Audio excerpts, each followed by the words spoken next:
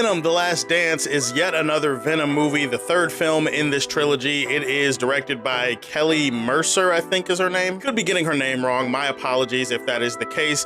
This movie once again stars Tom Hardy as Eddie Brock and Venom. Also stars Chiwetel Ejiofor and Reese Franz, who you might remember from the Amazing Spider-Man movies. He's not playing the Lizard in this movie or anything like that. He's just some dude in this movie, but I'm just saying, it's like a cool little deep cut for people that remember the Amazing Spider-Man movies. So in this movie, Eddie and Venom are forced to make a choice when they are pursued by a really mysterious military guy, and also they're being pursued by some strange creature from some parallel reality. This creature from another reality is being drawn to them because of the connection and the bond that they share, and thus Eddie and Venom have to go on a journey to try to figure out how to get out of this situation. I'm gonna be 100% honest with you guys, and I'm standing 10 toes on it. I'm not the biggest fan of the Venom movies. Do I hate them? Do I think they're awful? No, I think they're fine mostly for what they're offering. Carnage is my favorite Spider-Man villain. I was not a fan of how they handled a lot of things in Let There Be Carnage, but that's a video for another day. Shouldn't say a video for another day because I don't actually plan on talking about Let There Be Carnage ever again, but I do have a review for that movie somewhere on this channel. You can look it up if you want. I had no real expectations going into the third one. They say it's the last one. They say it's the one that's closing off the trilogy, but we'll see about that. Money talks, of course. Mostly, I was just hoping that it wasn't a total train wreck. Luckily, I'm here to tell you the movie is not a total train wreck. There are some things to enjoy. The main thing to enjoy is the main thing that you can enjoy about all three movies, which is Eddie and Venom and that relationship, that back and forth. Their dynamic is just easily the most fun thing about these movies. The way that they talk to each other, the comedic parts that come out of it. Being that this is the third movie in a trilogy, they try to bring a sense of finality to the proceedings, and I will say there are some surprisingly emotional moments involving Eddie and Venom too. If there is one thing I do commend Tom Hardy for, it is he is 100% committed to this role. You can tell he's passionate about this character and he's passionate about these movies, even if the movies themselves, in my opinion, are not really all that good. The movie has a very chaotic, very messy and wild third act. It's hard to take your eyes away from, and it's not like watching a car crash or anything like that. It's more so like eating a sloppy Joe. Like, yeah, you eat the sloppy Joe, you're gonna get some mess on your shirt, maybe some stuff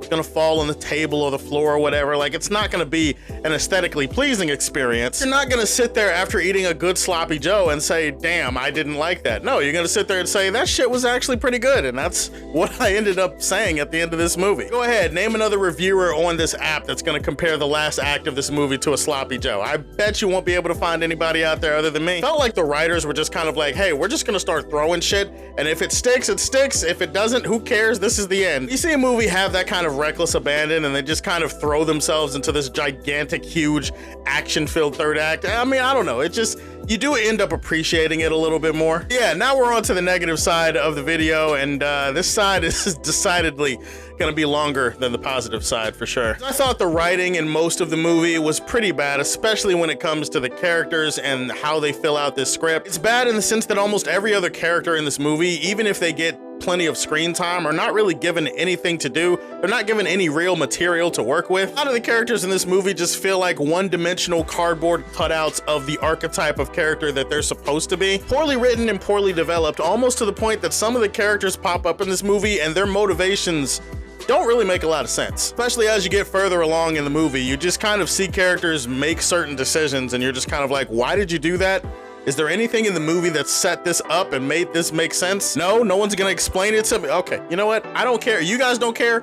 I don't care. It's the third movie. Let's just get the hell out of here. I'm not saying all of the characters need to have fulfillment and the background and the backstory of like the lore of the Lord of the Rings. I'm just saying it would be nice to not have to question people's motivations every other scene, and I felt like I was doing that a little bit too much in this movie. In regards to that script that I mentioned, there's also poorly written in terms of dumb, really random contrivances and conveniences or inconveniences that are only there to push the plot. I would say a lot of movies do have some randomness and some convenience that allows the plot to move forward. Like, that by itself is not a bad thing. When you start seeing it a bunch of times in a movie, there's two things that could really save it. One is if the movie is good enough and well made enough that you don't really give a shit. The other is that it happens, but it's not enough to compromise the moment or the flow of the story or anything. Kind of feels like it's supposed to be there even if it's random. time, so you kind of let it go. In this movie, there's just a lot of randomness that happens where it's kind of like literally the movie would end right here if this person did not make this choice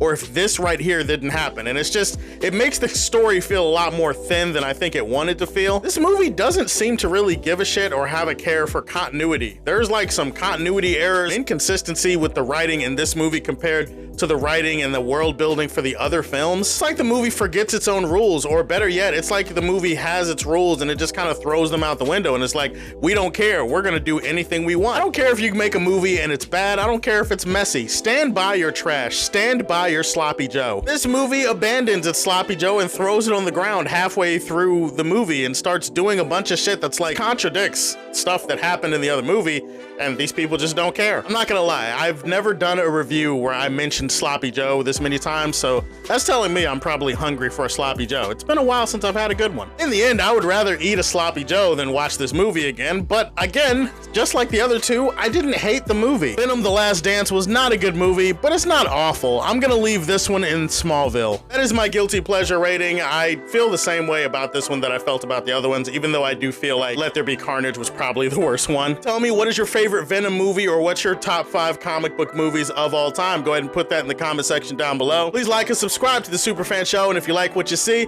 tell me how you feel, and stay tuned to hear more from the Man of Steel. Peace.